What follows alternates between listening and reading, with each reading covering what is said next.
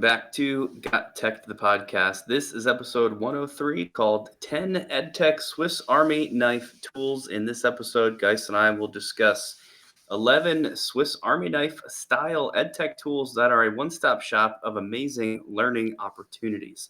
We'll also discuss some of our go-to Edtech tools for 2022. This is another episode you don't want to miss. Check it out.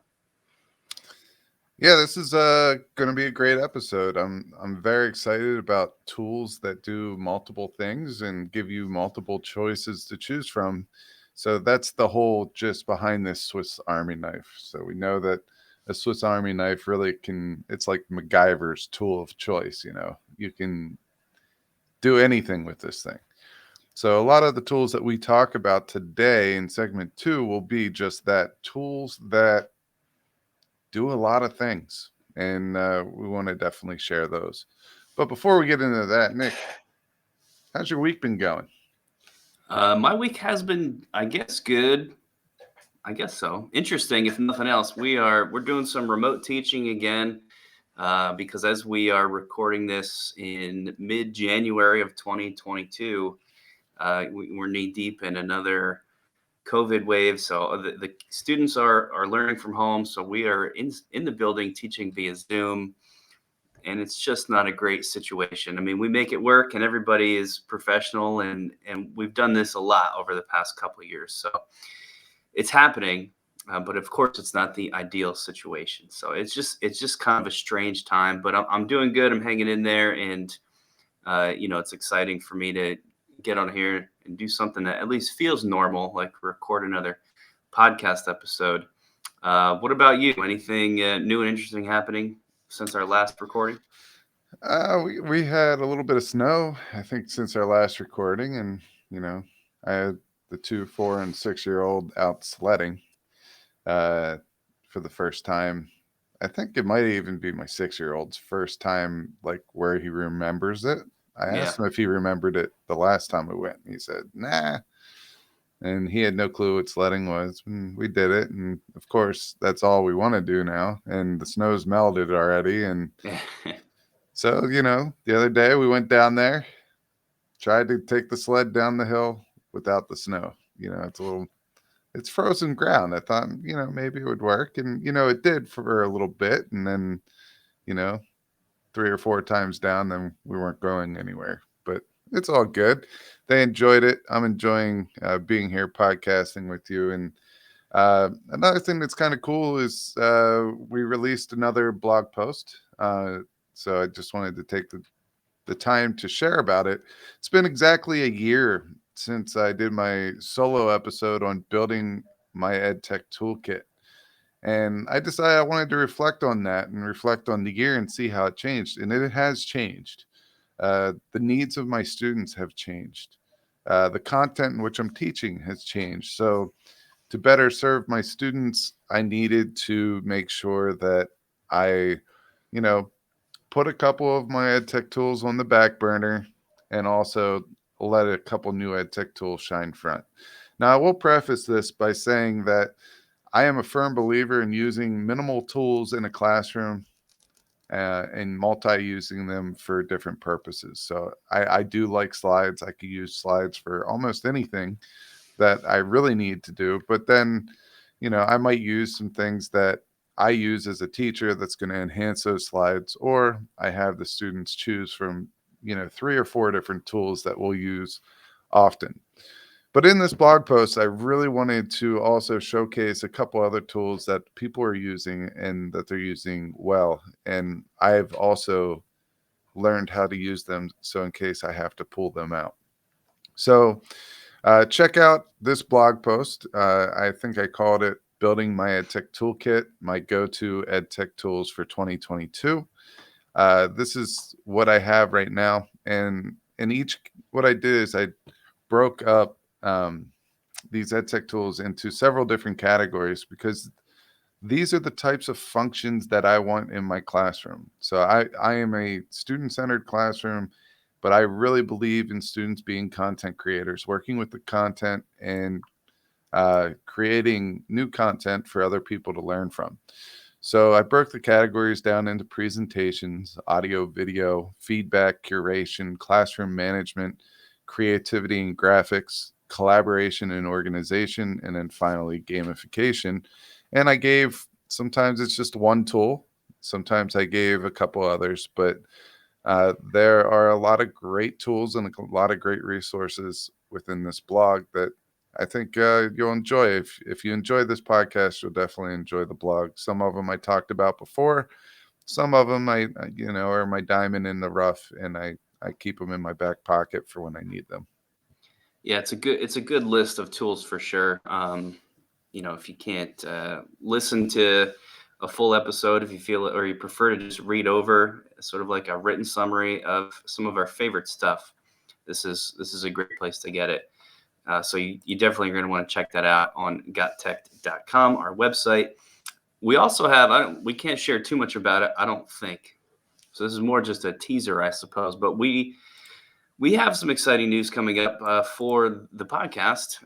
GotTechED the Podcast it's almost like I feel like we're leveling up a little bit in the podcast world, and I'm pretty sure that's all we can say for now. So we just wanted to let you guys know that are listening in that we have some cool news, and probably in the next couple episodes, we can officially announce this news. You might, if you're sleuthy online, you might already have been able to figure this out because, well, that's all I'm going to say. But we do have some exciting stuff. Can we give more, or is that pretty much it for today, you think? I think that's pretty much it for today, but Yeah. we are very excited about the opportunity, and we're very excited to be a part of something bigger than ourselves, and something that might be able to help the greater good a little bit more than what our current reach is. And this is something that's very important to us. We don't do this for any other reason other than we want to help people. And so hopefully that shows in our episodes and the content that we produce. But yeah, we're very excited about it. But I think right now that was enough of a teaser. We gave a lot of clues there, probably more than what we should. But we could get right into the bulk of our episode, which is all these Edtech tools that we're going to share that serve as Swiss Army knife tools. So basically, to qualify for this, it has to do more than just a couple things. There has to be a lot of functionality within each one of these tools. I'm going to go ahead and start this off, and I'm going to live in the world of PDFs. And I was supposed to just pick one tool that fit this category, but I couldn't do it because I think there are two tools that I really, really enjoy. The first one is PDFcandy.com. So if you go over to PDFcandy.com, pretty much anything you want to do to a PDF, you could do here. You can compress it, merge it. You can take it from PDF to Word or Word to PDF. You could go from Excel to PDF, JPEG to PDF. So really any way that you want to convert it, you can there. You could also rotate PDFs. Sometimes when I scan in my PDFs, they're turned 90 degrees and it's super annoying. And maybe I want to rotate them back. I could do that. You could lock and protect your PDFs with PDF Candy. Just a lot of things that you could do here. You could add page numbers. You can extract images from PDFs, extract texts, add a header, footer, those types of things for PDF Candy. So there's a lot of really awesome tools within PDF Candy. That's what makes it the Swiss Army knife. And then the other one I brought in because, surprisingly, I don't see anywhere on PDF Candy where you can actually edit. I do now see where you can edit the PDF. It's hidden a little bit. You could also split it. Those were two that were tucked in. But I'm going to tell you this next one. I really like it because it allows me to fill out PDFs online. And the reason why I like it is I just had to fill out a bunch of paperwork for my one son. He's going to have a guest come into the classroom, observe him a little bit. And I needed to fill out, it was like 15 pages of PDF documents to allow this to happen with everything that's going on out there in the world today. So what I did is I drug all those PDFs over. It was one big file, put it in there, and I started typing away. and it's awesome. This is called PDFescape, and you can find that at PDFescape.com. But there you could just drag and drop your PDFs in there, and it will allow you to edit the PDF, and it will also allow you to fill it out right online, and then you download it, and it's right there for you to go. So you can annotate the PDF documents, you could fill them out, and you can edit them, and it's just going to create a new PDF for you to send back to wherever you need to. So my two tools, PDF Candy, PDFescape, those are both quality Swiss Army knife tools for PDFs. Yeah, a lot of people I've noticed don't know that you can even do any of this stuff and make a PDF your own. You can do it. You know, for a long time, you needed the correct software to do that. But these days, there's lots of ways that you can make them your own and do all kinds of stuff. And both of these are good Swiss Army knife tools because they kind of bring all that together into one spot. So good picks there. And I hope my next one is equally as good. Has nothing to do with PDFs. This is more on the, I don't know, maybe like fun gamification while still learning type side. It's called Funbrain, and that is going to be found at funbrain.com. Funbrain.com is what's like an online resource, a repository of tons of different stuff. And that's why I thought it was a good Swiss Army knife tool. It's got games, it's got videos, it's got online books, it's got something else that they call a playground that I'll get into in a second. They also have specifically a math zone, but pretty much it's a bunch of web-based activities within those different categories that you can send students to learn and ideally have fun while they're doing it, right? Because it's all very game-based. It is pre-K through 8th grade, so it's not for the secondary level, but you can find a lot of good stuff for the younger grades on here. Just some of the stuff that you're going to find. And when you go there, you'll see it's all grouped by grade level, which makes this really nice and easy to navigate. It's also just a super clean looking site to begin with. It's very easy to figure out. There's like no learning curve whatsoever. But in what they call, let's talk about this playground section. There's just things that the kids can click on and play or read or watch or do. Some of them for the very younger grades, I see a math baseball. So you're playing a baseball game and learning about math at the same time. There's one called Pig Pile. It's like a little farm animal based game for all grade levels. Cake Monster, Frostbite. These are all games. There's books that the kids can read as well, including interactive videos. And then, like I said, a specific one that focuses on math, which is, you know, straightforward, but super great. I thought this fit just because of the extreme quantity of stuff they have. I haven't counted them and they don't list an exact number anywhere that I can find, but it has to be thousands of different activities. And I like it especially just because of how easy it is to browse these, either by grade level or by type of thing. So if you're looking for a digital book to read, can find that super easy. If you're looking for videos or games or whatever it might be, this is one you're going to want to check out. Even if maybe you're not a teacher or maybe you just have your own kids, I think this would be a cool spot to send them. So check out funbrain.com. Yeah, so while you were talking that whole time, I was playing math baseball and I scored nine runs. So I think I'm on my way to being an all-star. So yep. I'm pretty excited about that. But yeah, what's cool when you're playing these games, you can change if you find out that it's too easy for you, you could change the difficulty and it will kick it up a grade or, you know, make the problems a little bit harder. Nice. But I think Funbrain's great. I'm going to introduce this one to my 6-year-old because I think he would dig this baseball game. He's bringing home a lot of different sports books. Every week it's a new sport. And last week he brought in a book on ballet. And I didn't know that he brought this book home. And all of a sudden I see him, like the top half of him in the kitchen trying all these ballet moves. And I thought it was really cool. And I don't know why, but that was a tangent because it has nothing to do with Swiss Army knife tools. But it just made me think of him. So there you go. That's good to know. That's There's a good to know. story about Bo for you. We'll go into our next one. It's Bookwidgets. Bookwidgets is one that I actually found on Twitter after just talking with some, you know, interactions that happened because of the blog post that we released. Uh, there's a connection that I made. Her name is Cheryl Place. She works for, she's a former teacher and she works now for Bookwidgets. But it's a lot of interactive learning things in here. So you could start this for free.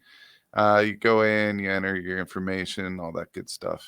But once you get in here, there's a lot of things that you can do. And you could separate it for an elementary school teacher, and it will just give you resources based on elementary school or secondary or whatever it may be. But there's a lot of things you could do with Bookwidgets. You can make crossword puzzles that are specific to your content. You can split a worksheet. You can do an active plot. There's so many more things here. You could do exit slips. They have quizzes. They have web quests. They have worksheets, crosswords, jigsaw puzzle, mind maps, randomness, word searches. Just going through. There's some 3D things that they do here. You can make timelines, flashcards, whiteboard, bingo card, hangman, memory game. So as you can see, these are a lot of tools that students like, or a lot of gamification things that students like to use.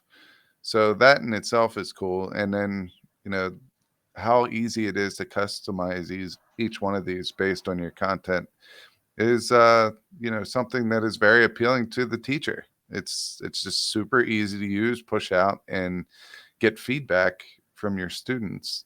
See what they know, what they don't know, and make adjustments to your classroom. So check out Bookwidgets.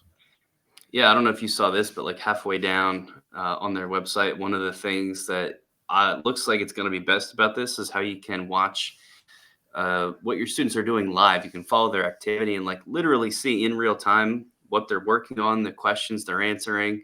They have a little like an item analysis. So as they're answering questions, it'll sort of flag in, you know, the typical red, green, or orange colors what students are struggling with and what they're not. So you can then check in with those individuals or, of course, address the entire class. So this type of data is really great. And it's something I always look for with tools like this because you want a way to see this information and you want the activities that your students are doing to be actionable almost so you can make use of their work to move them forward. And it looks like Bookwidgets makes that really easy. So that's going to be an important part of that tool. And it looks awesome too.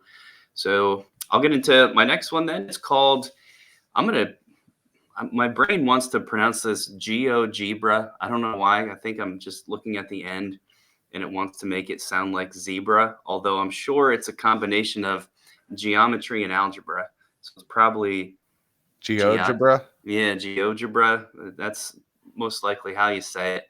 So I apologize, Geogebra, if we're doing this one wrong, but we love your site. So I hope that's good enough for you. It's really, it's a place you can come, a website you can come to at geogebra.org, by the way. And it's just like a bunch of math tools, online math tools. And I thought it was a good Swiss Army knife style tool just because of how many different things it has. So it seems like one of their main things are online calculators, online digital calculators, but in all sorts of different types that the students can use for online testing scenarios. So they've got a graphing calculator, they have a scientific calculator, they have a specifically geometry calculator. This would not be a calculator necessarily, but they have graphing tools. So you can work on different types of graphing activities here as well. They have an entire calculator suite, they call it. So you can see what's there, including a 3D one, which is pretty awesome. So that's what a lot of their stuff is going to be focused around, are these calculators. Besides that, they also have lots of just sort of pre-made math activities and tutorials.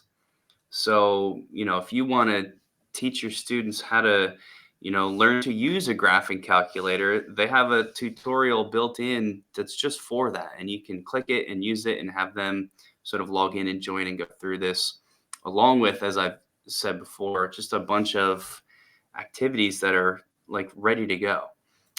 This includes remote learning templates. I'm sure math is one of the harder things to do in a remote classroom setting because you can't really do that thing where you walk over and see what your students are working on. But this is a way that you can sort of use some of their templates to get as close to that as possible. Everything is grouped by topic. So if you're teaching functions, you can go to the little functions subpage and see what activities and books and tutorials are available there.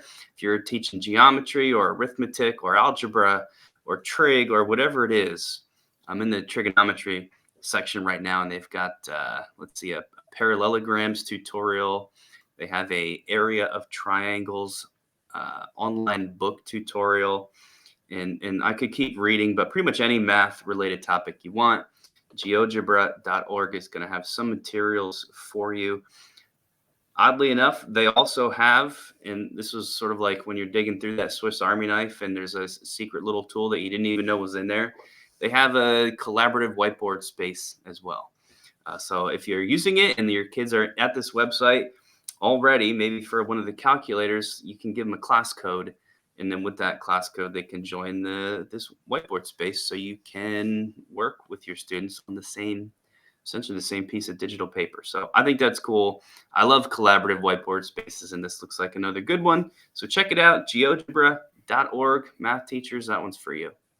Yeah, I'm in here looking at the 3D calculator because that's what caught my eye. And I'm drawing points on a plane, and then I'm making 3D images out of those points and how they intersect and things like that. So yeah, this is definitely a pretty good one. Why don't you hop into your next one while I finish up my 3D model here? Yeah, sure.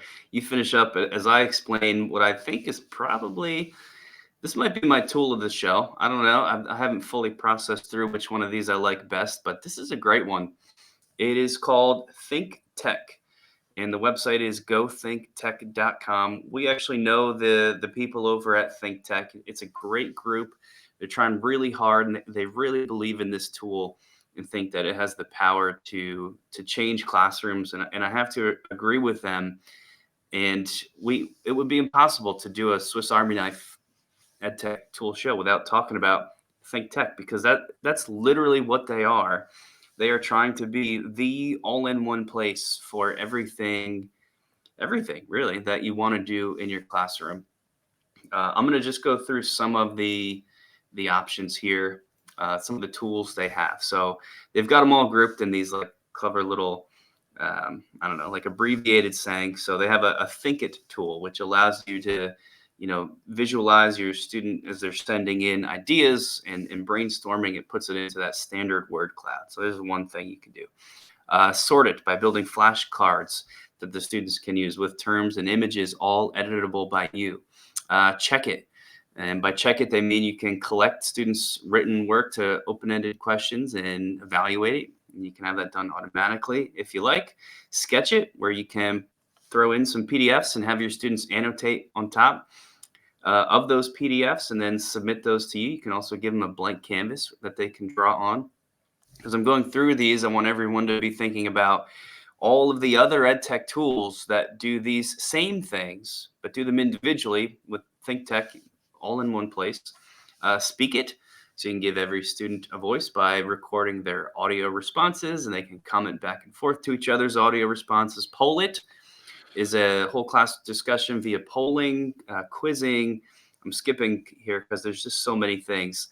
Flip it, where students are creating their own flipped classroom video responses, as well as creating classroom teams. So teaming up your students as little collaborative learning groups within your class and orchestrating that via ThinkTech, as well as, they also just want to be a place where you can teach a lesson. You can teach a dynamic lesson through ThinkTech while using their different tools. And I mean, the list goes on. We could have a ThinkTech episode, but it's definitely one of the bigger ones you got to talk about if you're doing a Swiss Army knife show. So give it a look. I will say that it is likely that you already have some tools that you like to use. in your class for a lot of these things. If I want a collaborative whiteboard space, I'm probably going to go to, whiteboard.fi, just because that's what I'm used to using.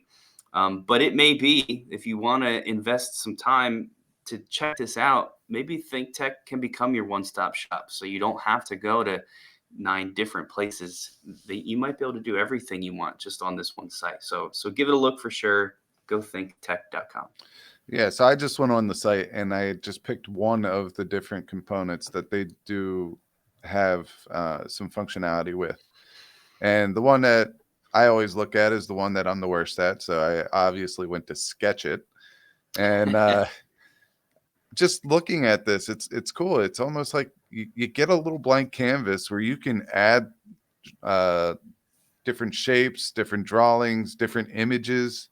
You can annotate those images. You could add text and links. It kind of looks like a mini Padlet almost, or any one of the tools that we brought up that looks like a Post-it bulletin board type feature here, but it allows you to draw on it, and it allows the whole class to have galleries that you could share resources and share projects and things on. I could see this being huge in the classroom, and being able to narrow down your technology into one tool that does many things well. I mean, that's pretty awesome. And maybe it does eliminate some of the standalone tools that you are buying now, and now you can focus your energy and time on something like ThinkTech. So that's phenomenal. I love that tool. Let's get into the next one. This one made the show a little bit ago, but for a different reason. I think we did from this website, we did the Edtech Graveyard, but they also have Tech Junkie tools. So tools at techjunkie.com. So when you go in there, you could see a whole bunch of different tools that you can use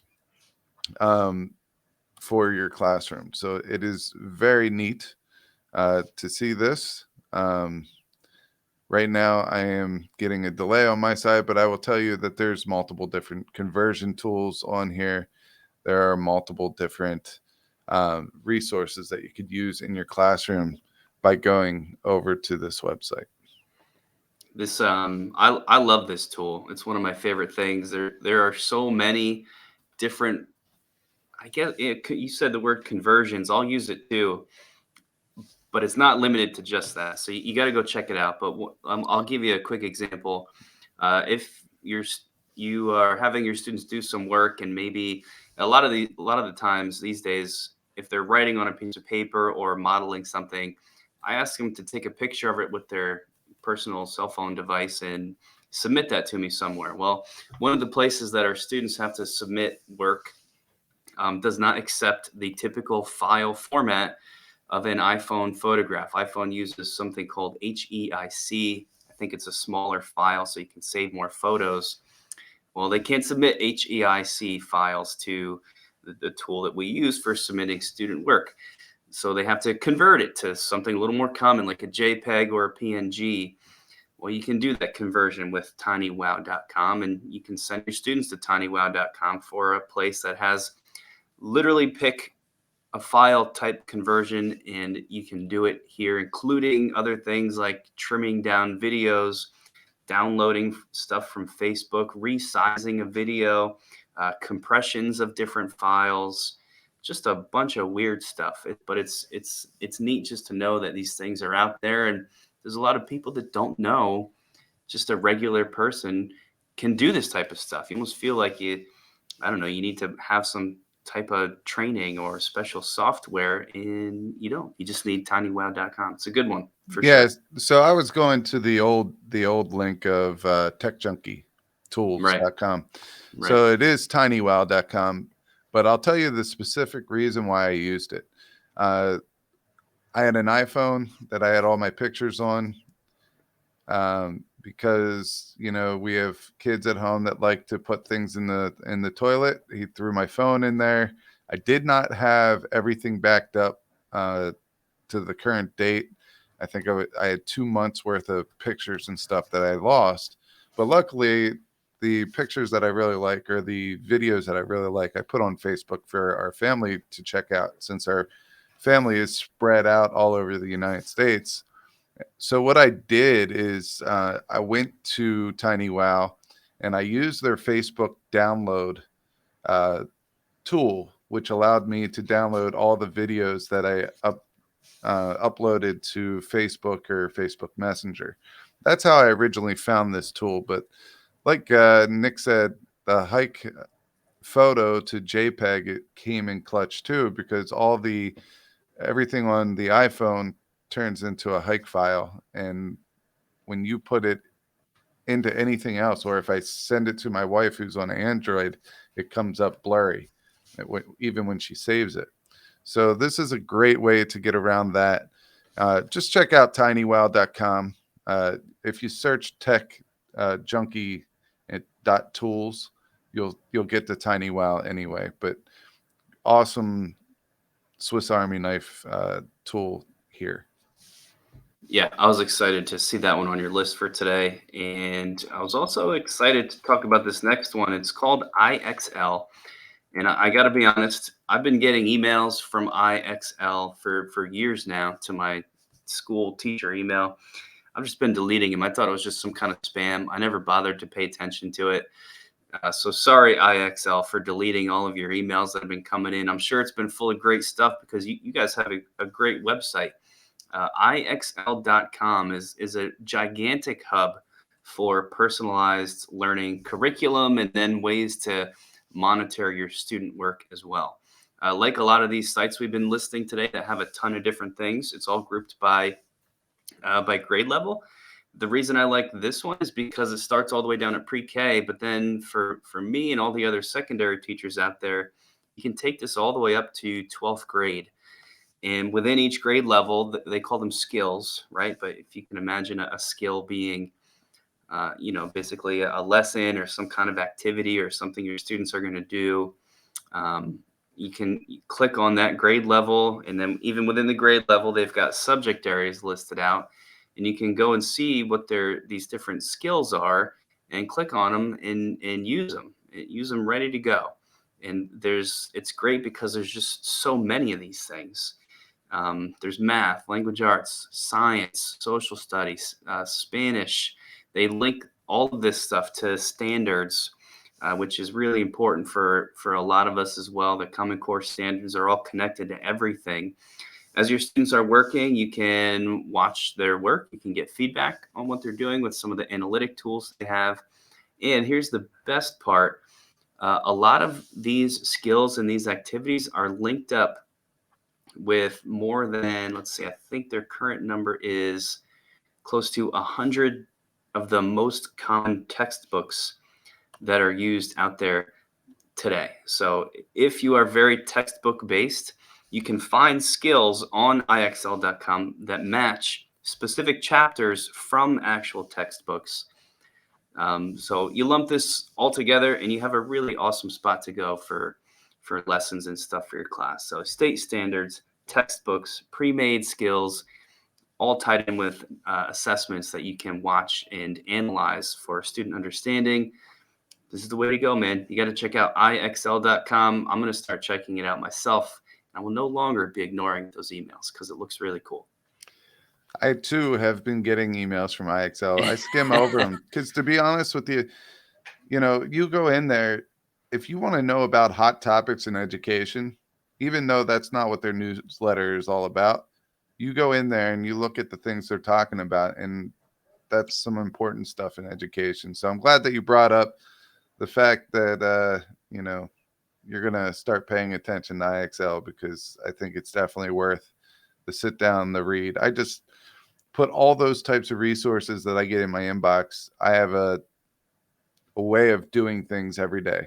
When I get into work, the first thing I do is I watch a TED Talk or some type of short video. And then after that, I read an article, or I read something that is going to inspire me or give me ideas. And then after that, I get on with my day. But I try to do one, if not both of those things every single day, because when I'm at home, I don't really have the time to do that with the 3 kids running around. So I just build it into the beginning part of my day, and it's all good. And I think that's something that would fit into that beginning part of the day thing, routine that I do. I'm going to go over my last one, which is Jitter.video. It's called Jitter. And here, when I think of Jitter, I think of Canva meets like video animation. So these are just the little animated pictures or graphics that you would see in a video. It makes them move and things like that. So there's text animation, there's animation presets, there's custom animations that you could do on there.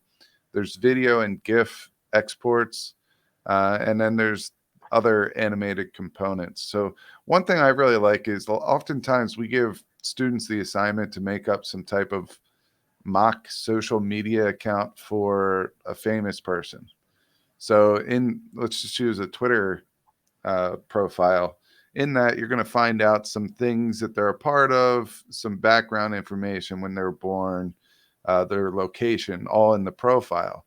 But then say that we give the students, they have to come up with a couple of posts.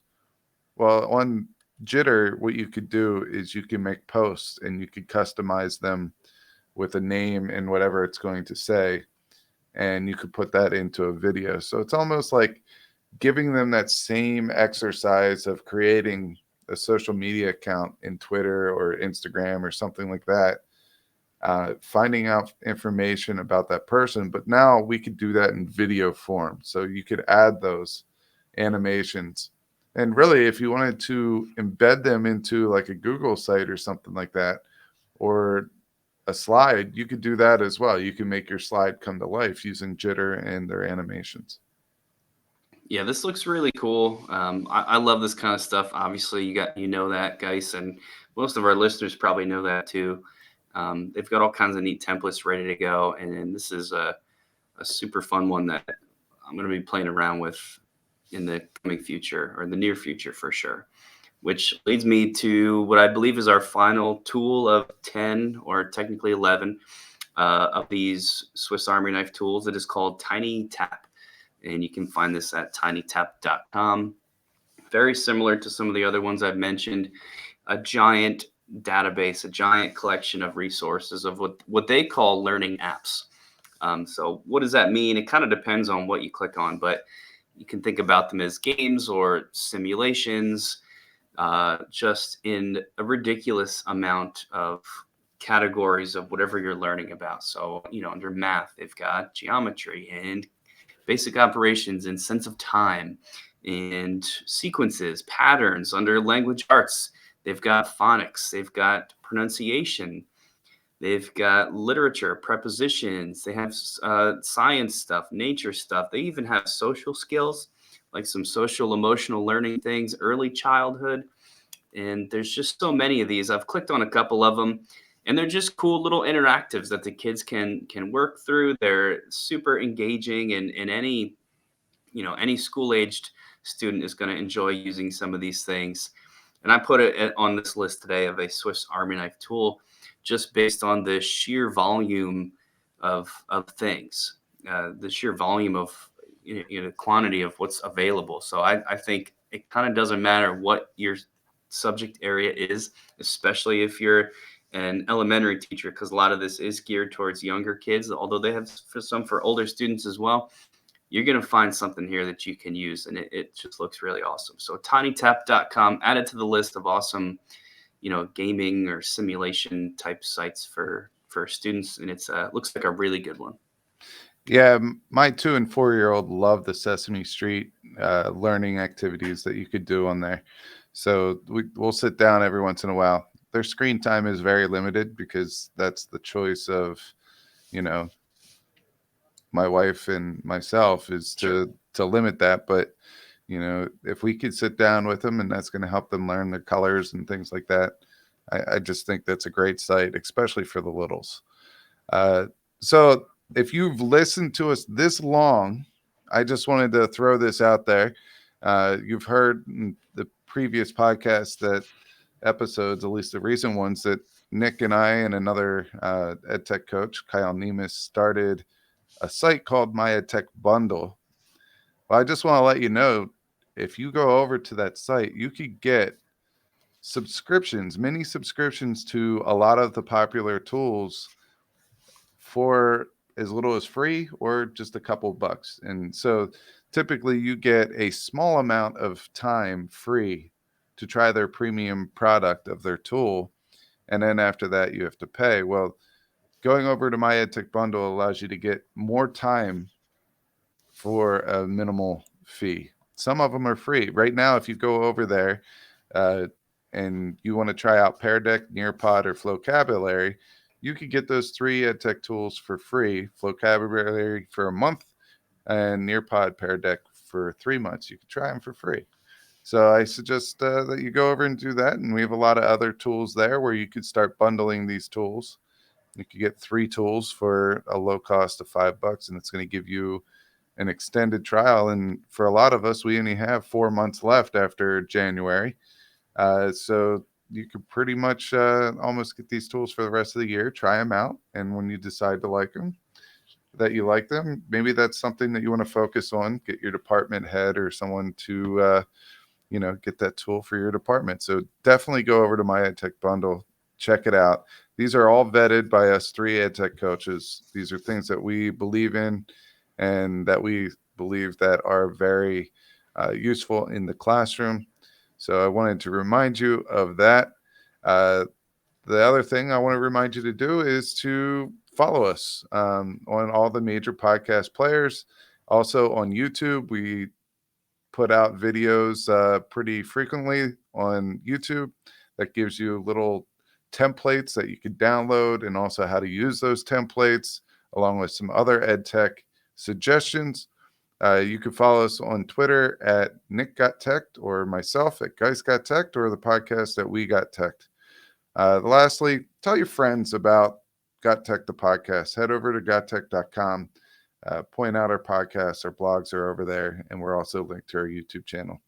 Till next time, make sure that you check out some of these Swiss Army knives and let us know which ones you enjoy the most and connect with us on social media. Bye-bye.